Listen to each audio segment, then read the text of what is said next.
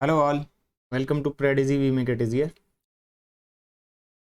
आज हम शुरू करने जा रहे हैं हमारा अगला चैप्टर, चैप्टर नंबर 29,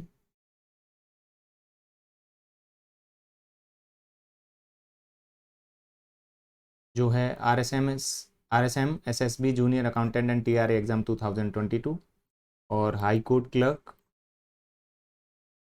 2022 के लिए। इसके अलावा आर पी एस सी या R S M S S B की किसी भी एग्ज़ाम के लिए अगर आप तैयारी कर रहे हैं तो आप यहाँ से तैयारी कर सकते हैं। इंग्लिश ग्रामर का ये कोर्स हमारा रहेगा। जो बुक मैं रेफ़र कर रहा हूँ वो English for administrative services by professor B K Rastogi. 29 chapter हम 28 चैप्टर हम कंप्लीट कर चुके हैं। 29वां चैप्टर आज चालू हम करेंगे, 29 चैप्टर। वीडियो शुरू करने से पहले मैं आप सबसे रिक्वेस्ट करना चाहूँगा कि प्लीज़ हमारा Telegram channel Pred Easy we make it easier आप ज्वाइन कर लें, जिससे आपको इंपॉर्टेंट अपडेट्स मिल सकें टाइमली। लेटेस्ट जो अपडेट्स हैं वो आपको यहाँ से मिलती रहेंगी। इसके अलावा आपके कोई भी क्वेश्चंस हैं, क्वेरीज़ हैं, डाउट्स हैं या कोई भी सजेशंस आप हमें देना चाहते हैं तो हमें आप ईमेल कर सकते हैं अंग्रेजी इन इंग्लिश @gmail.com। इस पे आप हमें ईमेल कर सकते हैं। आपके सभी सवालों का टाइम से जवाब दिया जाएगा। दोस्तों 28 जो चैप्टर हमने कंप्लीट किए हैं, टोटल 28 चैप्टर जो हमने कंप्लीट किए हैं, उनमें हमने क्या क्या पढ़ा है वो मैं आपको बता देता हूँ। सबसे पहले हमने पढ़े थे आर्टिकल्स, उसके बाद हमने पढ़े थे डिटरमाइनर्स, और उसके बाद हमने पढ़े थे टेंसेस। उसके बाद हमने पढ़े थे प्रपोजिशंस हमारी 28th जो वीडियो थी लास्ट, उसी में कंप्लीट हुए हैं। प्रपोजिशन हमारे कंप्लीट हो गए। उसके बाद आज जो हम चैप्टर चालू करने जा रहे हैं वो एक नया चैप्टर है जिसका नाम है टेंसेस का ही वो पार्ट रहता है, और उसका नाम है सीक्वेंस ऑफ टेंसेस। टेंसेस के सीक्वेंस के बारे में हम बात करेंगे कि किस तरीके से, क्या चीज़ है, इसके बारे में डिटेल में हम देखेंगे। सीक्वेंस ऑफ टेंसेस क्या है, किस तरीके से इसको पढ़ना है और क्यों इसको पढ़ना ज़रूरी रहता है। तो चलिए शुरुआत करते हैं। Sequence of tenses, SEQUENCE, sequence of tenses, TENSES, sequence of tenses हम आज पढ़ने वाले हैं। इसमें क्या है एक्चुअली, ये क्या होता है, एक प्रिंसिपल होता है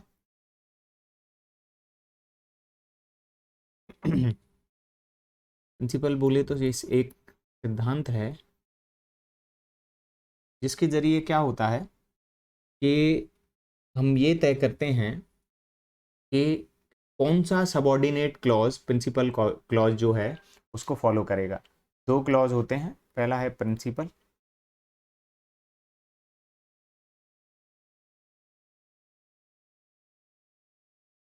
और दूसरा होता है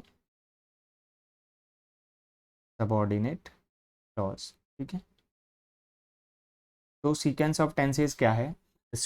sequence of tenses is the principle in accordance with which the tense of the verb in a subordinate clause follows the tense of the verb in the principal clause। तो प्रिंसिपल क्लॉज की जो verb रहेगी उसको subordinate clause की कौन सी verb follow करेगी, मतलब verb की जो फॉर्म्स होती हैं उनको कौन सी वर्ब फॉलो करेगी, ये तय करता है सीक्वेंस ऑफ टेंसेस। और सीक्वेंस ऑफ टेंसेस को कहते हैं कालक्रम, मतलब कौन सी चीज़ पहले आएगी कौन सी बाद में आएगी इसको दिखाने की कोशिश करता है। ठीक है, कालक्रम वह सिद्धांत है जिसके अनुसार आश्रित उपवाक्य मतलब सबॉर्डिनेट क्लॉज में क्रिया मुख्य उपवाक्य क्या हो गया, प्रिंसिपल क्लॉज की क्रिया के अनुसार आती है। तो सबॉर्डिनेट क्लॉज की जो वर्ब होगी वो प्रिंसिपल क्लॉज की वर्ब के अनुसार आएगी। प्रिंसिपल क्लॉज मैं यहाँ पे लिख देता हूँ, ये है मुख्य उपवाक्य, मुख्य उपवाक्य, और सबॉर्डिनेट क्लॉज जो हमारा है वो है हमारा आश्रित उपवाक्य। ठीक है, तरीके से ये रहने वाला। सीक्वेंस ऑफ टेंसेज आप समझ गए होंगे, ये कालक्रम है, कौन सी चीज़ पहले आएगी कौन सी चीज़ बाद में आएगी उसको दिखाने के लिए। और प्रिंसिपल क्लॉज की वर्ब के अनुसार ही सबॉर्डिनेट क्लॉज की जो वर्ब है वो काम करती है, वो उसको फॉलो करेगी। ठीक है, अभी आगे हम देख लेते हैं। जैसे ये तो हमारा हो गया प्रिंसिपल क्लॉज, ठीक है। और यहाँ हम लिख देते हैं सबऑर्डिनेट क्लॉज, ठीक है। सबऑर्डिनेट जो क्लॉज रहेगा उसको हम डिपेंडेंट क्लॉज भी बोल देते हैं, तो मैं इसका दूसरा नाम भी यहाँ पे लिख देता हूँ, डिपेंडेंट क्लॉज। दोनों एक ही हैं, एक ही बात है, डिपेंडेंट क्लॉज, ठीक है। डिपेंडेंट क्यों? क्योंकि ये प्रिंसिपल क्लॉज पे डिपेंड करता है, ठीक है। सॉरी,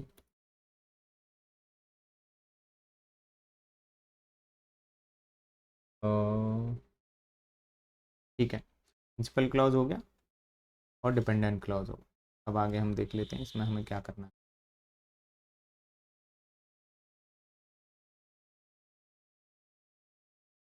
ठीक है, जैसे प्रिंसिपल क्लॉज में हमने लिखा ही सेड, उसने कहा दैट ही वॉज लेट, ठीक है। उसने कहा कि वह लेट था, ठीक है। सेड अब यहाँ पे पास्ट फॉर्म में आ गया, तो वॉज यहाँ पे लगा है पास्ट फॉर्म के हिसाब से, तो प्रिंसिपल क्लॉज की जो वर्ब आई है उसी के हिसाब से डिपेंडेंट जो क्लॉज रहेगा उसकी वर्ब आती है। दूसरे भी हम इसमें एग्जांपल देख लेते हैं, जैसे ही worked hard, HARD, he worked hard so he might pass, ठीक है। उसने बहुत मेहनत की, कड़ा परिश्रम किया, तो ही माइट पास, जिससे कि वो पास हो जाए। तो माइट जो है मे की पास फॉर्म है, तो यहाँ पे पास फॉर्म यूज़ किया गई है वर्क पास फॉर्म हो गई यहाँ पे, और मे की माइट यहाँ पे पास फॉर्म यूज़ कर ली, क्योंकि प्रिंसिपल क्लॉज के हिसाब से ही सबऑर्डिनेट क्लॉज की जो वर्ब रहेगी वो उसी के हिसाब से लगेगी, ठीक है। दूसरे भी एग्जाम्पल हम देख लेते हैं, जैसे I will let you know, I will let you know when I shell start, when I shell start, ठीक है। तो विल यहाँ पे यूज़ हुआ है, ऐसे ही सबऑर्डिनेट क्लॉज में जो वर्ब लगेगी वो शैल लगेगी, क्योंकि ये फ्यूचर वाला हो गया, और वो दूसरा सबऑर्डिनेट क्लॉज में भी फ्यूचर ही हम फिर वहाँ पे यूज़ करेंगे। इसके अलावा he succeeded, SUCCEED, succeeded because he worked hard, ठीक है। He succeeded because he worked hard, वह सफल हो गया, सक्सीडेड पास्ट फॉर्म हो गई, उसी के हिसाब से सबऑर्डिनेट क्लॉज की वर्ब आ गई है। वर्कड यहाँ पे हमने यूज़ कर लिया, ये भी पास्ट में आ गया, ठीक है। और ये पास्ट में था, इसी वजह से वो पास्ट में आ गया। तो इस तरीके से हमने यहाँ पे देख लिया कि प्रिंसिपल क्लॉज के वर्ब जो होता है उसी के हिसाब से डिपेंडेंट जो क्लॉज होगा, सबऑर्डिनेट जो क्लॉज होगा उसी की, उसमें भी उसी के हिसाब से वर्ब का यूज़ उसमें किया जाएगा, ठीक है। अब ये जो एग्जाम्पल है इसमें से दो रूल हम समझते हैं, जैसे प्रेजेंट टेंस में अगर मान लो प्रिंसिपल क्लॉज में प्रिंसिपल क्लॉज जो था उसमें जो वर्ब है, मान लो प्रिंसिपल क्लॉज में जो वर्ब थी वो प्रेजेंट की थी या फ्यूचर की थी, तो डिपेंडेंट क्लॉज में भी उसके अनुसार ही उसका टेंस उसमें यूज़ किया जाता है, ठीक है। इस तरीके से ये रहेगा। उसके अलावा दूसरा हम बात कर लेते हैं, अब आगे एक और कुछ सेंटेंसेज मैं लिखूंगा, ठीक है, उनके बारे में हम बात करेंगे। यहाँ पे हो गया प्रिंसिपल क्लॉज, और यहाँ पे हमारा हो गया सबऑर्डिनेट क्लॉज, ठीक है। तो दो क्लॉज हमारे हो गए, प्रिंसिपल क्लॉज और सबऑर्डिनेट क्लॉज, ठीक है। अब पहला रूल तो हमने देख लिया था पास्ट और फ्यूचर वाला, अब प्रेजेंट की हम बात करेंगे। प्रेजेंट या फ्यूचर में प्रिंसिपल क्लॉज जो होगा वो या तो प्रेजेंट में होगा या फिर अगर फ्यूचर टेंस में है, ठीक है। तो सबऑर्डिनेट जो क्लॉज होगा वो कोई सी भी टेंस का हो सकता है। जैसे अब एग्जांपल के तौर पे हम और जो क्वेश्चंस होंगे उसमें से हम देखेंगे, ठीक है, जो भी यहाँ पे सेंटेंसेस दे रखे हैं। He says that he saw the word, वह कहता है कि उसने पक्षी को देखा था। ठीक है, सॉ का मतलब ये यहाँ पे पास्ट टेंस में हो गया, लेकिन यहाँ पे क्या था, प्रिंसिपल टेंस है, प्रेजेंट टेंस जो है वो है। तो प्रेजेंट टेंस में अगर यहाँ पे आ रहा है तो कोई भी टेंस दूसरा हो सकता है। ठीक है, ऐसा इसलिए कि जब हम प्रेजेंट टेंस में कोई बात करते हैं तो फ्यूचर की भी बात कर सकते हैं और पास्ट की भी बात कर सकते हैं, और प्रेजेंट टेंस की बात तो हम कर ही रहे होते हैं। ठीक है, प्रेजेंट टेंस की भी बात कर लेते हैं। लेकिन पास्ट टेंस का अगर हमने वर्ब ले ली प्रिंसिपल क्लॉज में, तो उसमें पास्ट टेंस लिखना ज़रूरी है, क्योंकि हम पास्ट में ही कोई बात हमने कही थी तो उस समय भी हमको था का प्रयोग करना पड़ेगा सबऑर्डिनेट क्लॉज में भी। तो वह कह रहा था कि वह जाएगा, वह कह रहा था कि वह गया था। ठीक है, तो उसमें फ्यूचर और वही आ सकते हैं। दूसरा ही सेज। ठीक है, और अगर हम बात करें,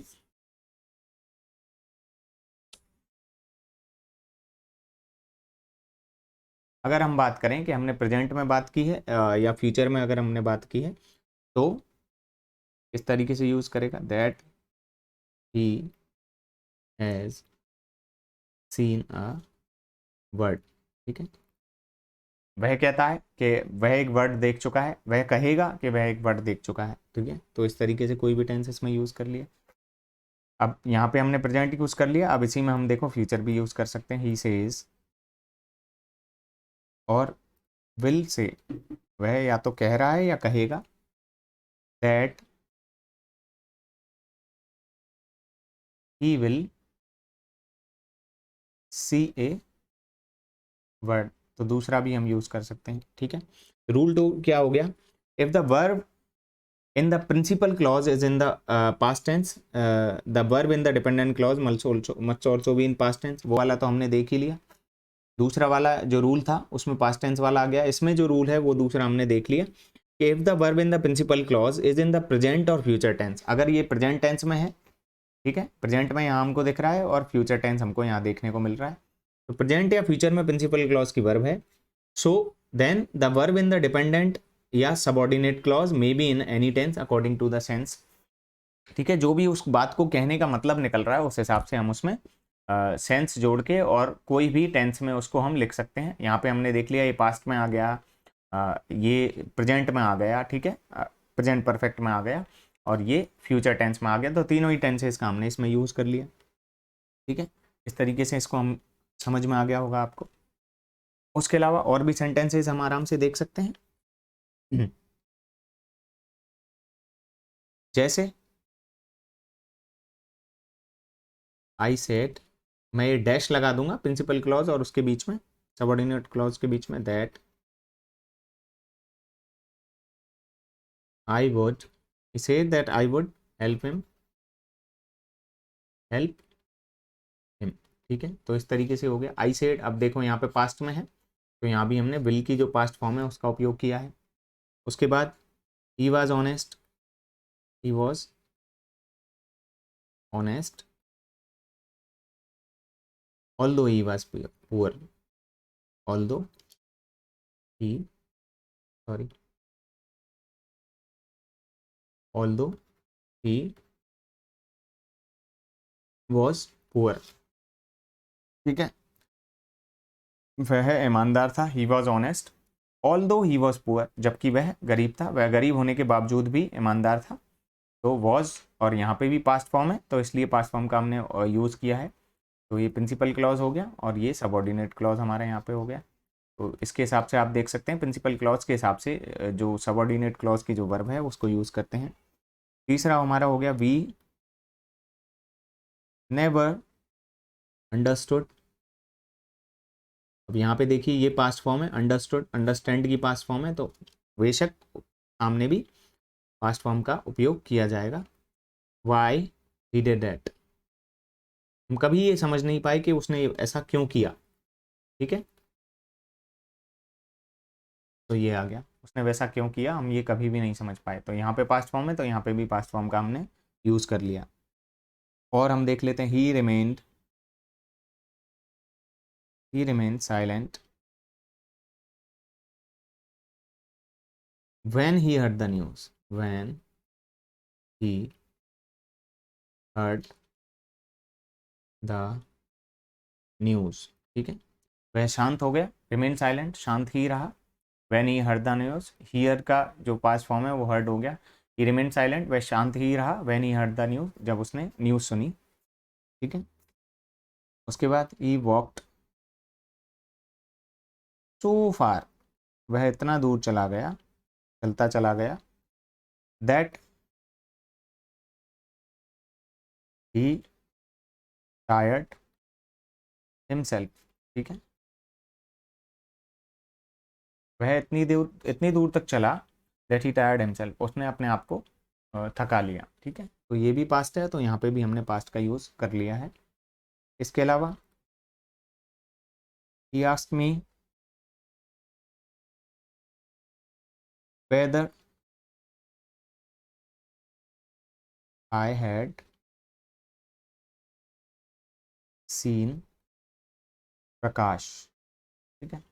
उसने मुझसे पूछा, आस्क की पास्ट फॉर्म, और यहाँ पे भी पास्ट का यूज़ किया, weather I had seen Prakash.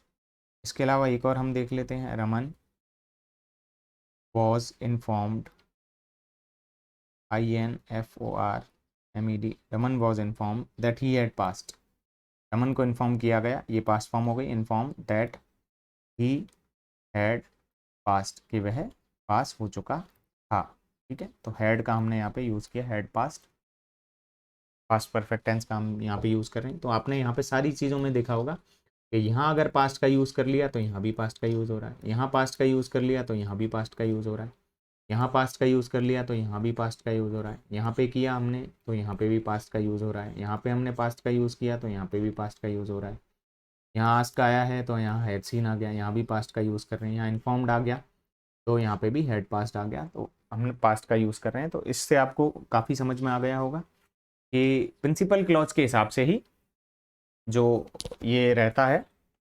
Subordinate clause, उसी के हिसाब से प्रिंसिपल क्लॉज में जो वर्ब आई है उसी के हिसाब से सबऑर्डिनेट क्लॉज है या डिपेंडेंट क्लॉज हम इसे बोलते हैं, इसकी वर्ब आती है। इसी को सीक्वेंस ऑफ टेंस हम बोलते हैं कि प्रिंसिपल क्लॉज में क्या वर्ब आएगी उसी के हिसाब से सबऑर्डिनेट क्लॉज की या डिपेंडेंट क्लॉज की वर्ब का यूज़ किया जाता है।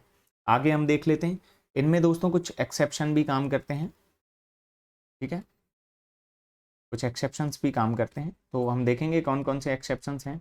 तो पहले नंबर का एक्सेप्शन हम देख लेते हैं, past tense in the principal clause is followed by present tense in the dependent clause if the dependent clause states a universal truth.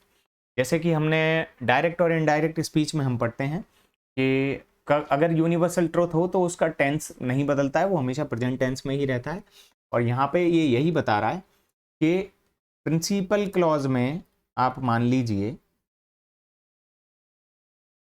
Principal clause में अगर पास्ट टेंस दिया है तो नियम के हिसाब से यहाँ पे ये होना चाहिए था कि जो सबऑर्डिनेट क्लॉज रहेगा इसके बाद उसमें भी पास्ट टेंस का यूज़ किया जाता है, जैसा कि हमने अभी देखा था। पास्ट टेंस का हम उसमें यूज़ करेंगे, जैसा कि आप इसमें देख चुके हैं, पूरे में देखा, यहाँ पास्ट था, यहाँ भी पास्ट, यहाँ पास्ट है, यहाँ पास्ट है, ये सारा। लेकिन अगर सबऑर्डिनेट क्लॉज अगर अगर सबऑर्डिनेट क्लॉज में यूनिवर्सल ट्रुथ का यूज़ किया गया है, यूनिवर्सल ट्रुथ जैसे 2 और 2 4 होते हैं, सूरज पूर्व से उगता है, ये सारी चीज़ें, ठीक है। यूनिवर्सल ट्रुथ का अगर यूज़ किया जाता है तो क्या किया जाता है, उस कंडीशन में सबऑर्डिनेट क्लॉज, अगर सबऑर्डिनेट क्लॉज की जो वर्ब होगी वो सेम टेंस में आएगी, मतलब प्रेजेंट टेंस में आएगी, क्योंकि उसको प्रेजेंट टेंस में ही हम यूनिवर्सल ट्रुथ को यूज़ करते हैं, ठीक है, प्रेजेंट टेंस में होगी। अब एग्जांपल के लिए सेंटेंस देख लेते हैं, जैसे he said that the sun rises in the east, ठीक है। सन जो है वो ईस्ट की तरफ से उगता है, पूर्व की तरफ से उगता है। अब यहाँ पे खूब आया है कि यहाँ पे पास्ट टेंस का हमने उपयोग किया है, लेकिन फिर भी यहाँ पे राइजेज हम लिख रहे हैं, राइजन नहीं लिखा, ठीक है, या रोज नहीं लिखा। क्यों नहीं लिखा है, क्योंकि सूरज पूर्व से उगता है, यह एक यूनिवर्सल ट्रुथ है, ठीक है। जिसको हम हिंदी में बोलते हैं सार्वभौमिक सत्य। तो सार्वभौमिक सत्य अगर होता है तो उसके उपयोग के लिए हम प्रेजेंट टेंस का यूज करते हैं। और भी काफी सारे एग्जांपल्स हम देख सकते हैं, जैसे कि एक्सेप्शन फर्स्ट हमारा ये चल रहा है, ठीक है। प्रिंसिपल क्लॉज के हिसाब से ही पास्ट टेंस आती है। प्रिंसिपल क्लॉज में अगर पास्ट टेंस है, दोबारा मैं बता देता हूँ, प्रिंसिपल क्लॉज में अगर पास्ट टेंस है तो सबऑर्डिनेट क्लॉज में भी पास्ट टेंस आती है। लेकिन अगर सबऑर्डिनेट क्लॉज में यूनिवर्सल ट्रुथ आपको दे रखा है तो प्रिंसिपल क्लॉज में अगर आपको सबऑर्डिनेट क्लॉज में अगर आपको यूनिवर्सल ट्रुथ दे रखा है तो सबऑर्डिनेट क्लॉज में प्रेजेंट टेंस का उपयोग हम करेंगे, क्योंकि ये जो यूनिवर्सल ट्रुथ होते हैं, सार्वभौमिक जो सत्य होते हैं, ये प्रेजेंट टेंस में ही लिखे जाते हैं। जैसे 2 और 2 4 होते हैं, तो ता है, ते है, ती है, ते हैं, ये आपने हमेशा देखा होगा प्रेजेंट टेंस में आते हैं, ठीक है। सूरज पूर्व से उगता है, तो ता है वो प्रेजेंट टेंस में आ गया, ठीक है। सार्वभौमिक सत्य जितने भी होते हैं तो वो लिए जाते हैं किससे, प्रेजेंट टेंस में उसका उपयोग करेंगे हम। इसके और एग्जाम्पल सेंटेंस में आपको बता देता हूं, जैसे न्यूटन डिस्कवर्ड, न्यूटन ने क्या डिस्कवर किया, जैसे that the force of gravitation, the force of gravitation makes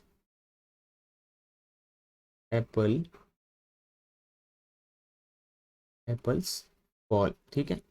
Newton ने ये डिस्कवर किया। अब यहाँ पे देखो, ये प्रिंसिपल क्लॉज हमारा हो गया और ये हमारा सबऑर्डिनेट क्लॉज हो गया। प्रिंसिपल क्लॉज में वर्ब यूज की गई है पास्ट की वर्ब यहाँ पे हम यूज कर रहे हैं, लेकिन उसके बावजूद भी उसने क्या खोज की, that the force of gravitation makes apple falls. तो ये प्रेजेंट टेंस हमने यहाँ पे यूज किया है। क्यों किया है, क्योंकि ये सार्वभौमिक सत्य है कि ग्रेविटेशन फोर्स जो रहेगी, ग्रेविटेशन की जो फोर्स रहती है वो एप्पल को नीचे गिरा देती है, ठीक है, क्योंकि उसको नीचे की तरफ खींचती है, गुरुत्वाकर्षण जो बल होता है। तो मेक्स यहाँ पे जो है ये प्रेजेंट टेंस में यही यूज किया गया है। तो मेड नहीं लिखा उसने, मेक्स लिखा है, क्योंकि उसने इस चीज की खोज की और ये सार्वभौमिक सत्य है। दुनिया में कहीं भी आप खड़े हो और सेब को गिराएंगे तो वो नीचे ही गिरेगा, ये सार्वभौमिक सत्य हो गया। और भी हम देख लेते हैं, जैसे द टीचर सेड, टीचर ने कहा, ये प्रिंसिपल क्लॉज हमारा हो गया। ऑनेस्टी,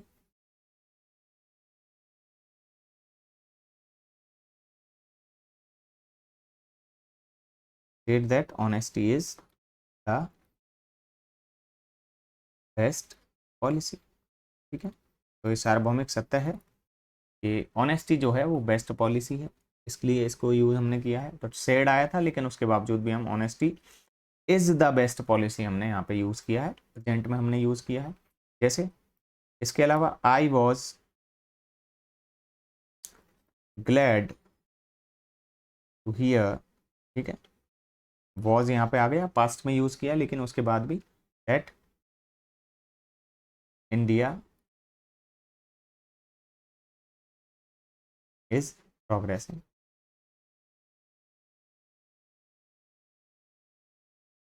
इंडिया प्रोग्रेस कर रहा है, तो इसका हमने यहाँ पे यूज किया है।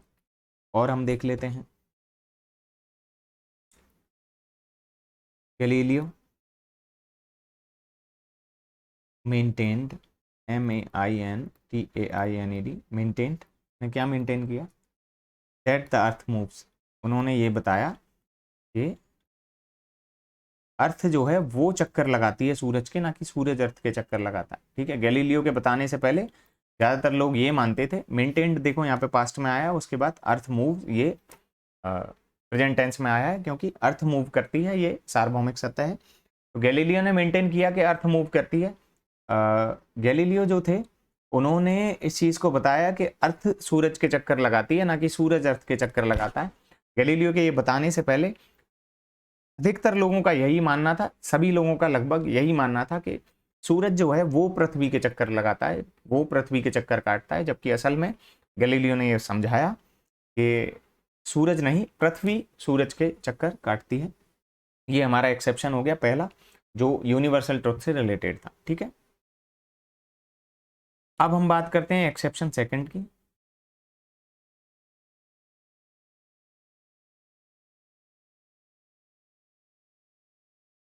एक्सेप्शन सेकंड में क्या रहेगा, यहां पे मैं बता देता हूँ, ये देन वाले होते हैं, ठीक है। तो देन वाले में क्या रहेगा, ये past tense in the principal clause. सबसे पहले है प्रिंसिपल क्लॉज, जो कि हमने, अब हम देख रहे हैं कि वो पास्ट टेंस में लिखा हुआ है, ठीक है। उसके बाद क्या आएगा, a past tense in the principal clause is followed by any tense in the adverbial clause beginning with than, ठीक है। उसके बाद अगर कोई एडवर्बियल क्लॉज आता है, क्लॉज आता है, ठीक है, जिसकी शुरुआत देन से होती है, ठीक है, तो उस कंडीशन में क्या रहेगा, वो उसी हिसाब से यूज किया जाएगा जैसे कि जैसे उसको यूज करना चाहिए, ठीक है। तो वो किसी भी उसमें यूज किया जा सकता है, किसी भी टेंस में हम उसका यूज कर सकते हैं। जैसे कि एग्जाम्पल सेंटेंस अभी मैं आपको बता देता हूँ। एग्जाम्पल सेंटेंस के लिए हम लिखते हैं he liked you,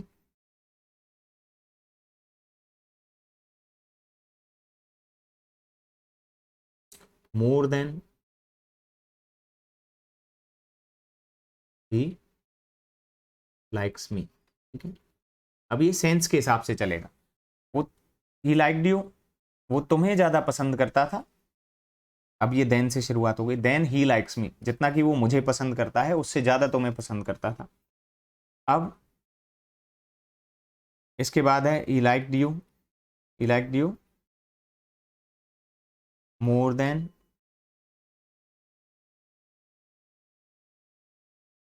I will like you,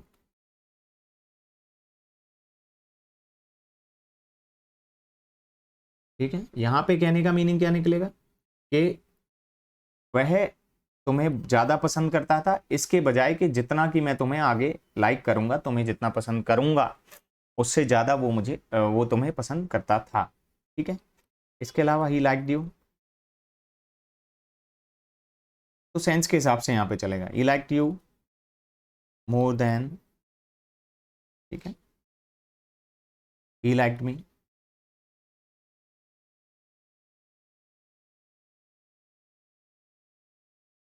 he liked you more than he liked me, वह तुम्हें ज्यादा पसंद करता था मेरी बजाय। ही लाइक्ड यू ये पास्ट में हो गया, मोर देन ही लाइक मी, जितना मुझे वो पसंद करता था उससे ज़्यादा, कहीं ज़्यादा तुम्हें वो पसंद करता था। तो तीनों ही टेंसेस का इसमें यूज़ हो गया, ठीक है। यहाँ पे देखिए प्रेजेंट में यूज़ हो गया, यहाँ पे पास्ट में यूज़ हो गया, यहाँ फ्यूचर में यूज़ हो गया। मेन जो बात आई है वो आई है सेंस की, ठीक है। सेंस बात का क्या निकल रहा है उसके हिसाब से हम यूज़ उसको करेंगे कि सामने वाला कहना क्या जा रहा है, ठीक है। इसके बाद आ जाता है एक्सेप्शन थर्ड। एक्सेप्शन थर्ड क्या रहेगा,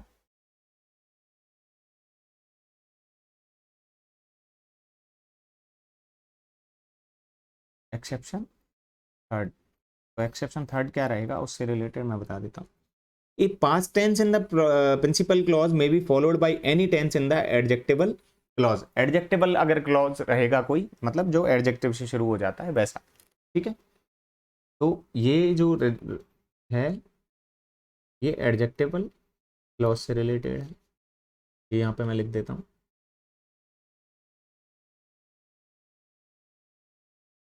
ठीक है। adjectival clause से रिलेटेड रहेगा, एक्सेप्शन थर्ड हो गया। तो पास्ट टेंस आया है अगर प्रिंसिपल क्लॉज में, ये हो गया principal clause.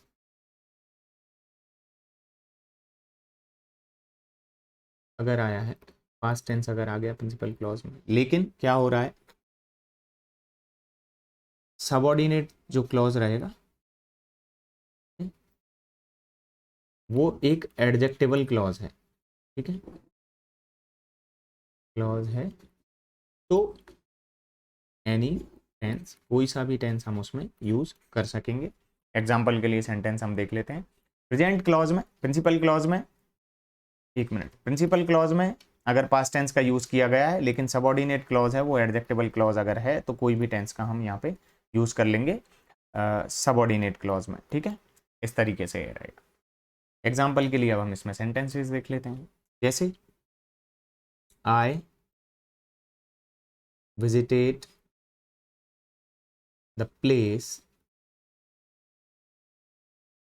where Gandhi ji, Gandhi ji was born. ठीक है, आई विजिटेड, मैंने विजिट किया। ठीक है, आई विजिटेड द प्लेस, ये हमारा हो गया प्रिंसिपल क्लॉज। ठीक है, ये हमारा हो गया सबऑर्डिनेट क्लॉज।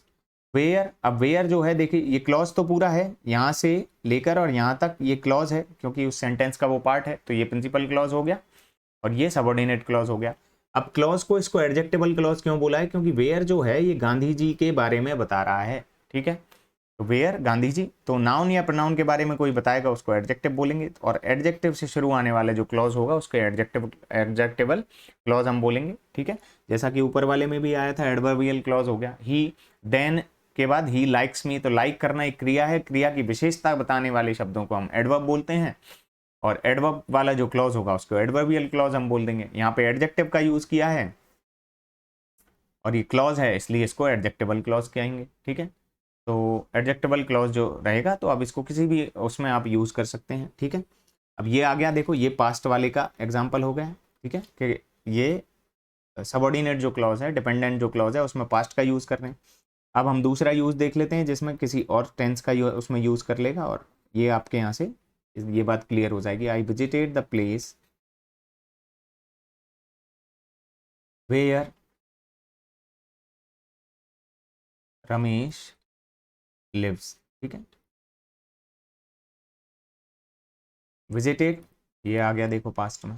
ठीक है, प्रिंसिपल क्लॉज है, लेकिन वेयर अब ये एडजेक्टिव हो गया। ठीक है, रमेश नाउन हो गया, तो नाउन को ये फॉलो कर रहा है। ठीक है, नाउन के बारे में बता रहा है एडजेक्टिव, तो ये एडजेक्टिव हो गया, एडजेक्टिवल क्लॉज हो गया, और यहाँ पे हम लिव्स का यूज कर रहे हैं, प्रेजेंट का हमने यूज कर लिया। तो यही था हमारा कि हम कोई सी भी टेंस का प्रयोग कर सकते हैं। ठीक है, तो यहाँ पे प्रेजेंट वाला एग्जाम्पल हो गया। अब फ्यूचर का हम देख लेते हैं, आई सॉ, अब ये देखो यहाँ पे पास्ट आ गया, ये प्रिंसिपल क्लॉज है और पास्ट टेंस का हमने यूज कर लिया। I saw the house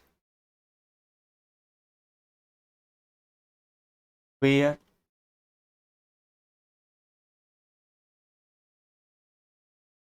he will live, he will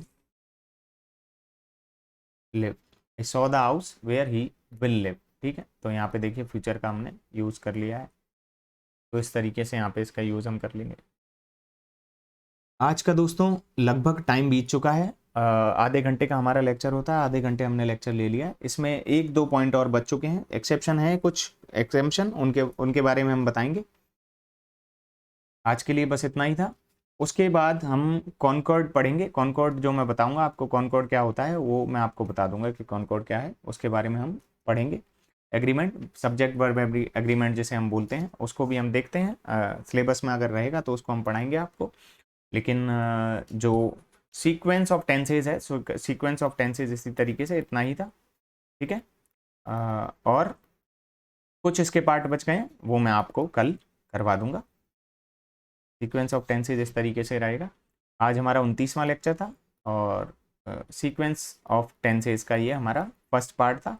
28 video हम पहले कंप्लीट कर चुके हैं जिनमें हम आर्टिकल, डिटर्मिनर, टेंसेज और प्रपोजिशन हम पढ़ चुके हैं। प्रपोजिशन के नोट्स आप ये वीडियो देख लेंगे, उसके बाद आप कहीं से टेलीग्राम जो हमारा चैनल है वहाँ पे आप पूरे नोट्स उसके देख सकते हैं।